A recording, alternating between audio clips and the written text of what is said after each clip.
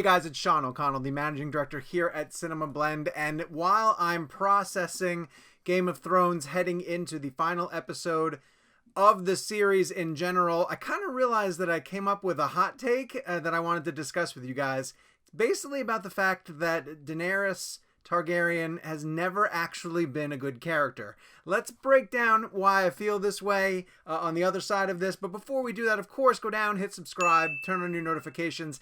Every time we post a video like this, you guys will be alerted to it immediately. Now, let me just clarify off the bat that by good, I don't mean like, a good person. I mean like interesting and well handled. And I also want to emphasize right off the bat that this has nothing to really do with Emilia Clarke and her performance, because I think largely she's been fantastic as Daenerys over the course of the 8 seasons.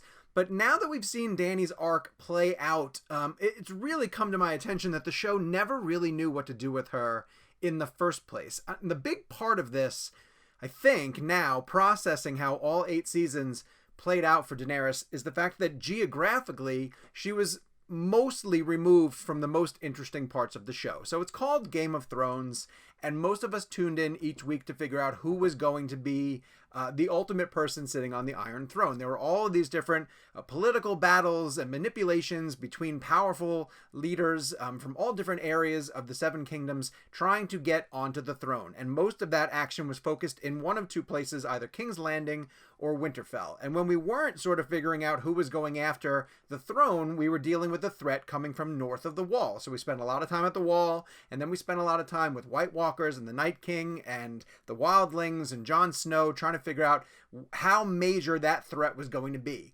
And every single time that we branched away from those 2 main storylines to go catch up to where Dany was, I'm not going to say that I checked out, but I largely found that subplot to be least interesting. Even when Arya sort of branched off and went on her little training subplot, that was more intriguing to me because it was mysterious and I figured it was going in a more interesting way. Dany building an army for the 3 seasons that it took for her to completely amass her massive army was never quite as compelling to me, and I'm gonna blame the writing and the way that they in general wanted to use her character in the bigger picture of the show. And you guys have been following my journey through the 8 seasons of Game of Thrones from the very beginning, and you know that I've had problems with Dany as a character. And a lot of those issues are feeding into why I'm feeling as disappointed as several of you guys are with the way things are playing out in Season 8. And it leads me to the conclusion that the Game of Thrones showrunners have just never really known what to do with Dany. I mean, over the course of her first season, she became most interesting at the very end, I feel, when it became clear that she was going to become the Mother of Dragons. A huge reveal. Dany emerges from the fire. She's got the 3 baby dragons with her. It's a total shift in the power of her character and was set up to be really, really exciting. However, and this is going to be a significant thing that comes to Dany and her character development, she couldn't fully become the Mother of Dragons until her 3 dragons were fully grown. And this took several seasons to play out. Now, once Dany had full-grown dragons and was able to start exerting her power, it made her, I think, more interesting in the overall play of the Game of Thrones. We started to see that she was going to be a significant contributor. And yet, even when the show gave her fully developed dragons, we still worked through the next nickname that Dany earned, which is Breaker of Chains. Think back to how many seasons we spent with Dany as she went to places like Karth, and slowly took over, learned how people weren't necessarily going to side with her immediately, and that she had to take the upper hand, quite often through force or through some sort of cunning, and built herself up as a leader. Then she goes to Astapor, where she picks up the Unsullied. She goes to Yunkai, and then stalls in Meereen for a long time. And you guys have heard me complain about the amount of time that we spent with Dany as she was freeing slaves. And listen, I know a lot of people thought it was a very noble move for her, but there was a command or a demand to get her over to Westeros. Okay, and I hear the argument. She needed a fleet in order to bring all of her soldiers over. And yes, I get that the story sort of dictated this, but it always kept her at arm's length from the more interesting part of the story, which was either what's going on north of the Wall or what's happening in King's Landing. And I just feel that Dany as a character suffered because of this. finally we get Dany in Westeros, which is what so many people have been waiting for, right? And I don't know if it's necessarily through design or this is just the way that it happened for Game of Thrones, but it's been the final 2 seasons, 7 and 8, where Dany finally lands in Westeros and we think, great, she's in the Game of Thrones. We're finally going to see whether she gets her bid to knock Cersei out or take over whoever's in the throne at this time, whether she is the rightful heir to the Iron Throne. We're finally going to see if Dany gets to sit on the throne. No, not yet. First, the show tells her, great, you're in Westeros, but now you have a much bigger threat north of the wall that you have to help Jon Snow with. So for several episodes, Dany is now torn. She's heading out to help defend Winterfell in the, again, poorly executed Season 8, Episode 3, the Battle of Winterfell over the course of this season. Then she can finally turn around and say, okay, now I can march on King's Landing. But guess what? You only have 3 episodes left. The season is just rushing its way through it. And again, it undercuts the impact that Dany has had on a character in the overall story of Game of Thrones. It makes me wonder what the showrunners were planning to do with her this entire time. There were ways that they could have, I thought, brought her into the fold a little bit quicker, made her more of an impactful player in the overall race to figure out who was going to win the throne, or maybe get her more involved in the threat from up north. But when you ask these questions and you step back and look at the bigger picture of how the entire story played out, this is where we get to the criticisms that it feels like things are being rushed, because we understand now, once things have happened, that the show could have or should have taken more time to stretch those emotional beats, to give those characters an opportunity to do things that would be more significant to where we wanted the overall story to go. And there are a lot of characters who are coming out now, like the actor who plays Varys is saying that he felt like he was been sidelined for the past 2 seasons and that he wishes that he had a final interaction with Littlefinger or was more involved with knowledge that he should have had with the way things were going on in King's Landing.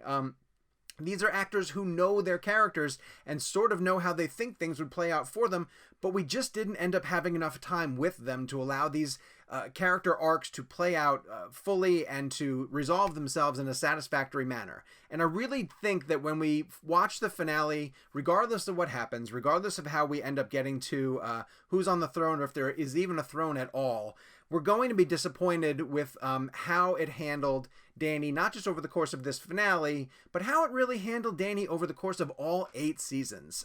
To me, she is the character that had the most potential and a lot of really interesting plot lines that could have been pursued through her. But I just think that the way that the show ended up being structured and laying itself out, she becomes the character that was never quite as good as she could have been in the larger picture of Game of Thrones. Let's talk about her overall turn, the twist that turned Dany into the Mad Queen. This is something that's just completely been affected by the rushed pace of Season 8.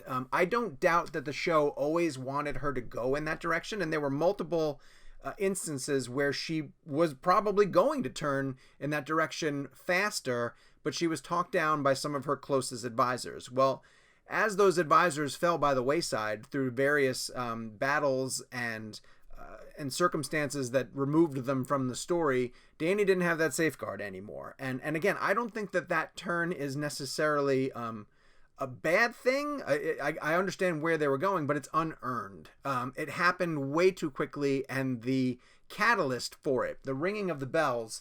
Now, they've come out and said that, it was Dany hearing the bells, but kind of realizing that she was unsatisfied with that because of the slight from Cersei and the fact that, she'd won essentially, but not won in the way that she wanted to. But you shouldn't have to come out after the episode and tell us that in an interview. Like, all of that should be conveyed properly by your script, by your story plotting, by your performances. And I do think Emilia Clarke tried to sell that turn as best as she could. She got no dialogue to do it. It all had to be done with facial reactions.